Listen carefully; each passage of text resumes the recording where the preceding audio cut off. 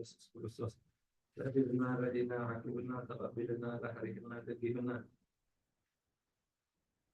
ዛብዛ ሰዓት ዚያውና ትሕና የሞነ መስጉና ኣለና ሕጅውና በዛ ቅድስ ዕለት እዚያ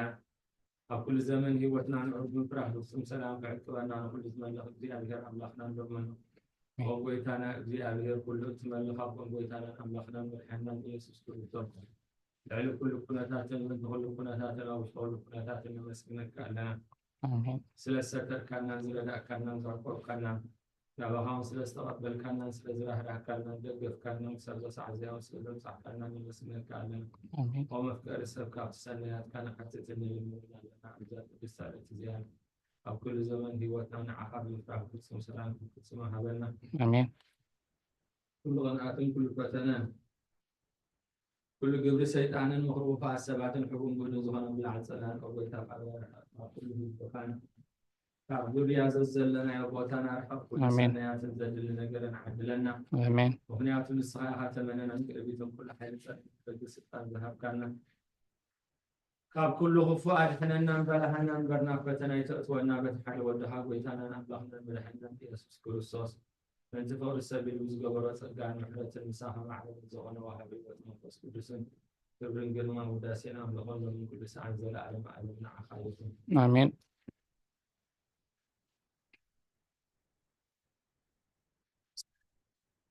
ኣምላኽ ከምቲ ዓብዪ ምሕረትካ መሓረኒ ከም ብዝኽርህራይኻ ኣብሳይ ደምስስካ ኣብትያ ፀቢቕካ ሓፀበኒ ካብ ሓጢኣተይ ኣንፃሓኒ ነብሲ ሳይ ስለዝፈልጣ ሓጢኣተይ ኩሉ ግዜ ኣብ ቅድመ ንዓኻ ንበይናኻ ጥራይ በደልኩ ኣብ ቅድሚኻ እውን እከይ ገበርኩ ብቓላትካ እውን ሕዝከውን ተፈረድካ ክትመልኽ ነብር ከይተጠመስኩ ኣደይካ ብሓጢኣት ወለደትኒ ንስኻ ከዓ ንዝጋበዝካዮ ንስውር ጥበብካን ስለዝገለፅካለይ ንሓቂ ፈተኻ ብስምዒ ዛቲ ነዝገኒ እሞ ነፅል ሓፅበኒ እሞ ሃበረ ዝፀጉ ባህታን ሓጎስን ተስማዕኒ ጎሳ ንገፅካ ካብ ሓጢኣተይ ክከውሎን ብዘሎ ኣብሳይ እውን ደምስሶ ኣምላኽ ፅሩይ ልቢ ፍጠረልኝ ቁኑዕ መንፈስካ ኣብ ውሽጢ ሓድስ ካብ ቅድሚ ገፅካ ይደልዩ ቅዱስ መንፈስካ እውን ኣይተግድፈኒ ሓጎስ ምድሓንካ ሃበኒ ብዝመራሕኒ መንፈስ ዝዘግፈኒ ሽዑ መገድኻ ንገድይፈኒ እቶም መናፍቃንካ ናባኻ ክምለሱኦም ኣምላኽ ምድሓኒ ካብ ዕዳ ድማ ነፍተኒ ልሳነውን ብፅድቅኻ ትሕጐሲ ኣብ ጎይታዬ ኣፈይ ምስጋናኻ ምግብ ከናፍረይ ክፈት መስዋእቲ ባይ ኣበለካኒ መስዋእቲ ምሕራር እውን ኣይትበጎንኻ እቲ በጎ እንተትኾን ግና መቕረብ ኩልካ ነይረ መስዋእቲ እግዚኣብሔር ትሑት መንፈስ እዩ ኣምላኽ ንትሑትን ረዋሕን ልባይ ይወድቆኒ ወጎይታ ንፅዮን ተቐበለካትና ይግበረላ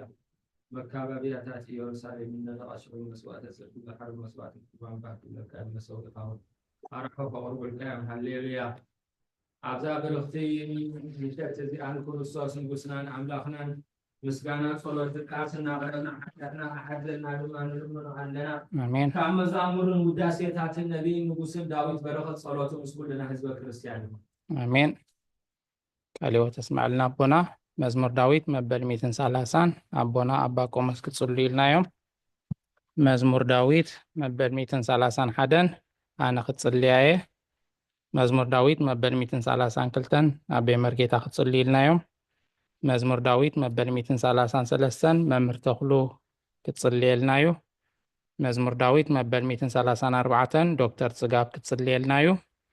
መዝሙር ዳዊት መበል 137 መምህር ሳራ ክትጽልይልና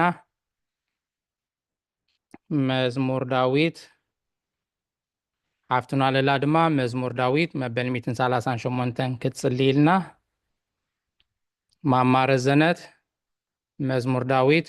መበል 141 ክትጽልይልና መምህር ትምኒት መዝሙር ዳዊት መበል 142 ክትጽልይልና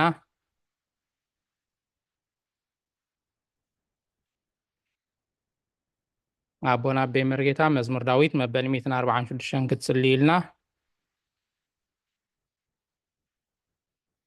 መምህር ተኽሉ መዝሙር ዳዊት መበል 147 ክትጽልየልና መምህር ሳራ መዝሙር ዳዊት መበል 148 ዓዊልካ ክትጽልይልና ንኩልኩም ቃል ሕይወት የስማዕለይ እግዚአብሔር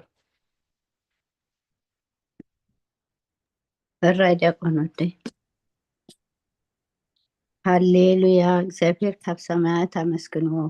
ኣብ ኣርያም አመስግንዎ ኩልኩም መላእክቲ ኣመስግንዎ ሰራዊት መላእክቲ እታ መወዳእታ ተቆሪፃ ኣላ መላእክቲ ምስ በለት ኩልኩም መላእክቱ ምስ በለት መላእክቲ እወ ብዙሕ ኣቱም ይተቆርጣ ኦኬ ሰራዊቱ ኣመስግንዎ ኣትን ፀሓይን ወርሕን ኣመስግንዎ ኣቱም ከዋክብቲ ብሩሃት ከዋክብቲ ኣመስግዎ እንዎን ንሰማያት ሰማያትን ምርካዕ ርያ የቕሬታ ብዙሕ ይደቆረፅ ዘለኹም ወይ ካብ መፅሓፍ ከምብዎ እንተኾነ ድሓን ሕጂ ዕርያ ኣለኹ እቲ ናይ ቤተክርስትያን ስክሪን ኣጥፍየ ኣለኹ እሺ እንደገና ከጀመረው ሃሌሉያ እግዚአብሔር ካብ ሰማያት ኣመስግንዎ ኣብ ኣርያም ኣመስግንዎ ኩልኩም መላእክቱ ኣመስግንዎ ብዘለኹም ሰራዊቱ ኣመስግንዎ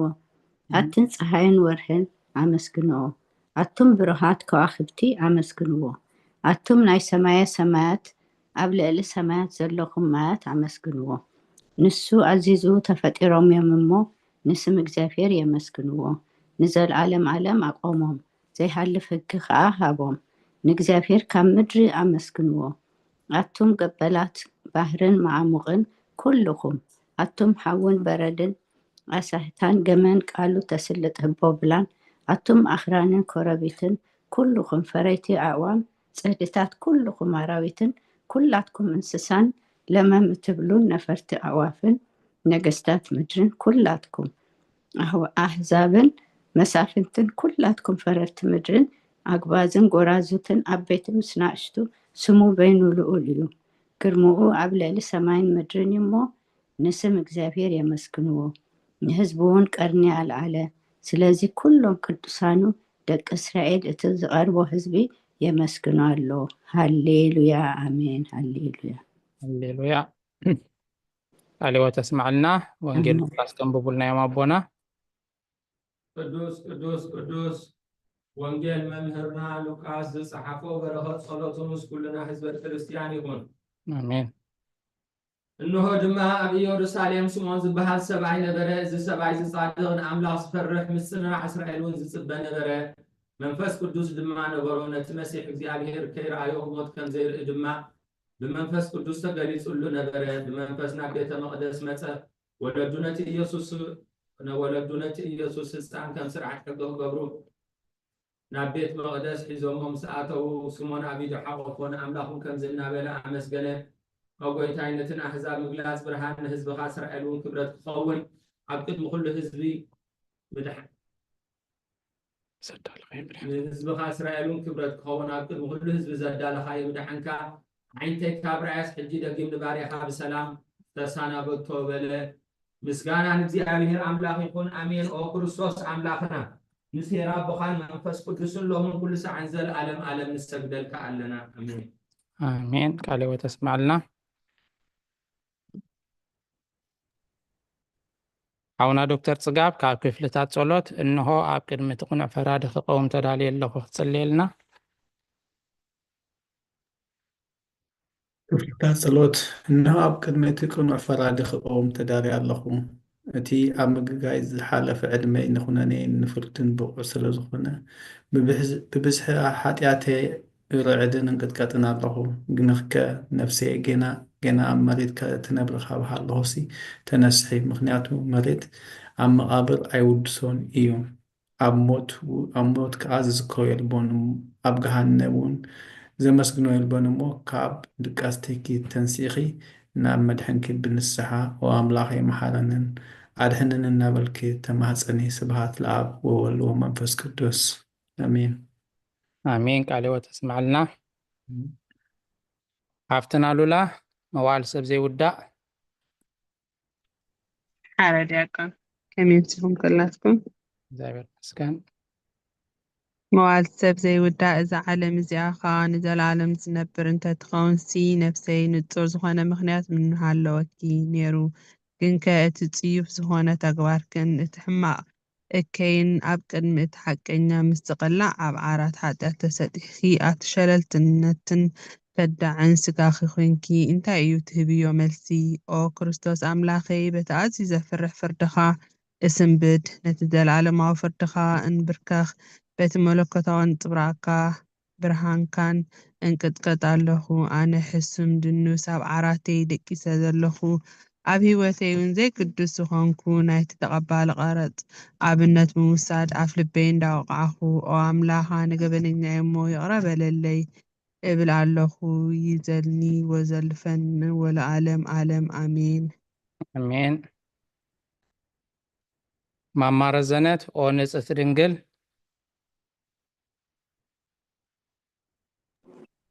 ከመይ መሲኹም ኦ ንጽሕቲ ድንግል ነባርያኺ እቲ ቁልጡፍ ጽላል ረድኤትኪ ዘርግሒ ነቲ ኣብ ሕልናይ ከም ማዕበል ዝጋማጠል ክፉእ ሓሳባት ከበይ ኣርሕቕዮ ነታ ሕምምቲ ነፍሰይ ብኽንትነት ኣዝዩ ሃለዋታ ጠፊእዋ ኣለሙ ናብ ጸሎትን ምንቕቓሕን ኣበግስ እያ ምኽንያቱ ንስኺ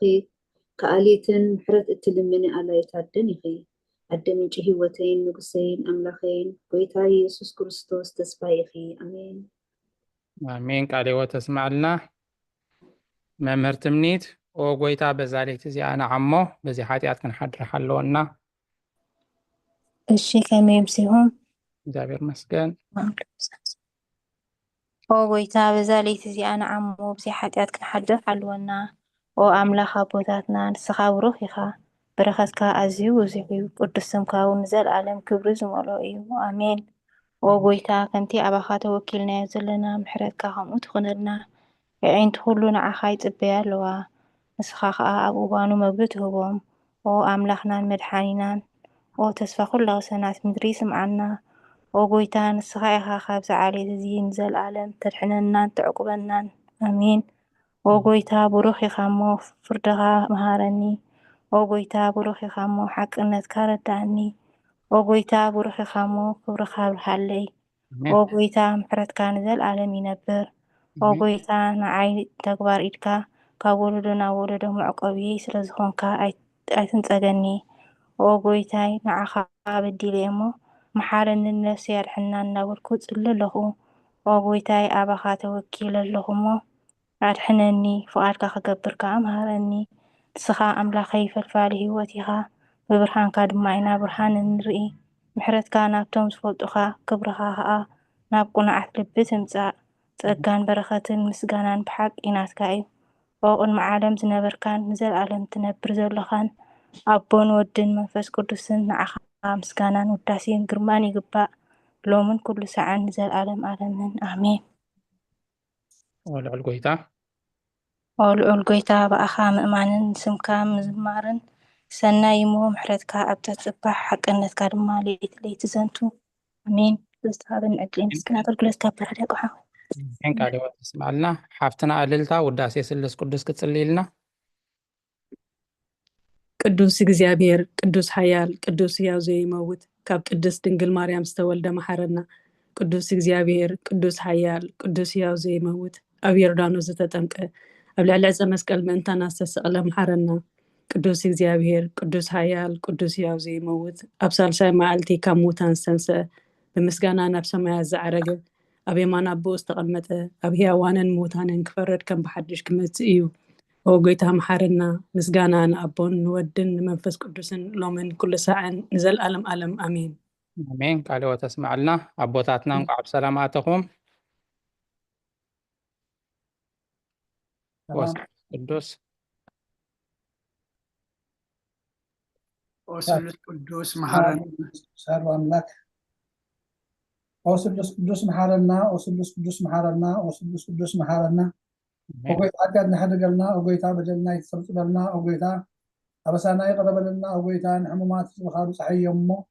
ምንተ ትቅዱስ ስምካ ኢልካ ፈውሶም ኦ ጎይታ ነቶም ዝሞቱ ኣቦታትና ነቢያትና ንኣሕዋትና ንሓትናን ከዓ ነብሶም ኣዕርፍ ኦ ካብ ሓጢአት ንፁህ ዝኾንካ ጎይታ መሐረና ኦ ካብ ሓጢአት ንፁህ ዝኾንካ ጎይታ ረድኣና ድማንና ካ ተቀበለና ክብርን ምስጋናን ብፍጹም ማዕረግ ቅድስና ንዓኻ ይግባእ ሎምን ኩሉ ሰዓን ኦ ጎይታ መሐረና ኦ ጎይታ መሐረና ኦ ጎይታ ባርኸና ኣሜን ኦ ጎይታ ብቕዓት ዝበለና ብምስጋና ከምዚ ኢልና ክንፅሊ ኣብ ሰማያት ትነብር ኣቦና ስምካ ይቅደስ መንግስትካ ትምፃእ ፍቃድካ ከምቲ ኣብ ሰማይ ከምኡ ድማ ምድሪ ይኹን ንዕለት እንጀራና ሎም ሃበና ንሕና ዝበደልና በደሎም ከምቲ ሓደግናሉን በደልና ነብሳና ሕደገልና ካብ ክፋልሕነና በላፈትና ይጠፈና መንግስትን ሓይልን ክብርን ዘለኣለም ናትካ ኢማ ኣሜን ኣዴና ቅድስት ድንግል ማርያም ናይ ቅዱስ ገብርኤል መልኣክ ሰላምታ ሰላም ለክለኹ ብሕልና ክድንግል ኢኺ ስጋሁን ነገር ይካደ እግዚአብሔር ጌታ ሰራዊት ሰላም ለክለሁም ንስኻውን ስብረው ፊህ ረማህፀንኩም ብሩህ ኦም ለተጸጋ እግዚአብሔር መሳፈር ስለስ በርክ ሐዲያትና መሐርገና ነፍቶ ለኢየሱስ ክርስቶስ ምንታና መሐር ለምንልና አሜን አሜን። ቃለ ተስማልና ማማምሉ ምስጋና ንቅድስት ድንግል ማርያም እሺ ከመይ ውዒልኩም ኩልኩም ወቅድስት ምልእቲ ጸጋ ኩሉ ግዜ ድንግል ዝኾንኪ ወላዲተ ኣምላኽ ኣደ ክርስቶስ ሰላም ንብለኪ ምእንቲ ሓጢኣትና ሓድግልና ናብ ፍቅር ወድኺ ጸሎትና ዕርግልና ንሓቀኛ ብርሃን ኢየሱስ ክርስቶስ ኣምላኽና ዝወለድክልና ቅድስቲ ድንግል ሰላም ንብለኪ ንሓጢኣን ነፍስና ሓዲጉ ክምሕረና ናብ ጎይታ ለምንልና ወቅድስቲ ድንግል ማርያም ወላዲተ ኣምላኽ ንዘርኢ ሰብ ምንቲ ኣማላዲት ናብ ወድኺ ኢየሱስ ክርስቶስ ብሕድገት ሓጢኣት ከጸግወና ለምነልና ኦ ናይ ሓቂ ንግስቲ ድንግል ሰላም ንብለኪ ኦ ንኣማኑኤል ኣምላኽና ዝወለድክልና ኩርዓት ዘርእና ሰላምታ ነቕርበልኪ ኦ ድንግል ብጎይታ ኢየሱስ ክርስቶስ ዝተኣመነት ኣማላዲት ሓጢኣትና ምእንቲ ክሓድገልና ትዘከርና ኣሜን ስለ ቃላት ቅዱስ ጋዳይ አሜን። ቃለ ተስማዕና አሁን መምህር ተክሉ መእተው ጸሎተ ሃይማኖት ክትጽልየልና መእተው ጸሎት ሃይማኖት ወአድ ሐቀኛ ብርሃን ነኽብረኪ ኦ ቅድስት ድንግል ወላዲተ አምላክ መድኃን ዓለም ስለ ዝወለድክልና መጺኻ ንነፍስና ስለ ዘድሐነና ነመስግነኪ ኦ ጎይታናን ንጉስናን መድኃኒናን ኢየሱስ ክርስቶስ ክብሪ ንዓኻ ይኹን ንስኻነ ሐዋርያት መገሶም ንሰማዕታት አኽሊሎም ንጻድቃናት እልልቶም ንቤተ ክርስቲያን ጽንዓት ንሓጥኣን ሕድገት ብሓደ ዝመለከቱ ስሉስ ቅዱስ ነበስር ንሰግደሉን ነኽብሮን ጎይታ መሐረና ወጌታ መሐረና ወጌታ መሐረና ወጌታ ባርኸና አሜን አሜን። ቃለ ተስማዕልና አቡነ ዶክተር ጽጋብ ጸሎተ ሃይማኖት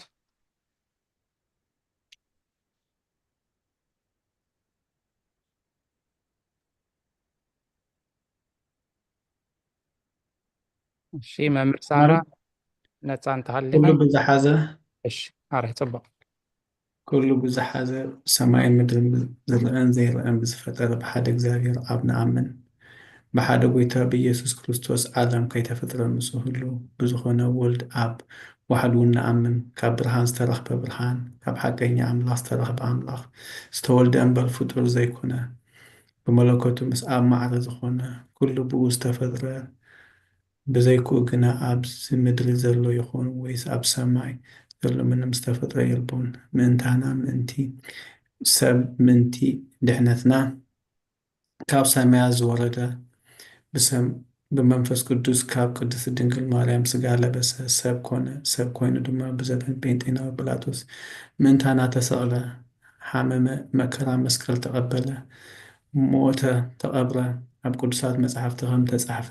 ኣብ መበል ሳልሳይ መዓልቲ ካብ ሙታን ተፈሊጡ ተንስአ ብክብሪ ናብ ሰማይ ዓረገ ኣብ የማን ኣቦኡ ተቐመጠ ከም ብሓድሽ ንህያዋንን ንሙታን ክፈርድ ብክብሪ ክመጽእ እዩ ንመንግስቱን መወዳእታ የብሉን ጎይታን መሕወይን ብዝኾነ ካብ ኣብ ዝሰረጸ መንፈስ ቅዱስ እውን ንኣምን ምስ ኣብን ወልድን ንሰግደሉን ነመስግኖን ብነቢያት ዝተዛረበ እዩ ልዕሊ ኩሉ ናይ ሃይማኖት ናይ ሃዋርያት ጉባኤ ብዝኾነት ብሓንቲ ቅድስቲ ቤተክርስቲያን ንኣምን ንሕድገት ሓጢኣት ብሓንቲ ጥምቀት ንኣምን ትንሣኤ ሙታን ዘለዓለም ዓለም ዝመጽእ ህይወትን ተስፋ ንገብር ኣሜን አሜን።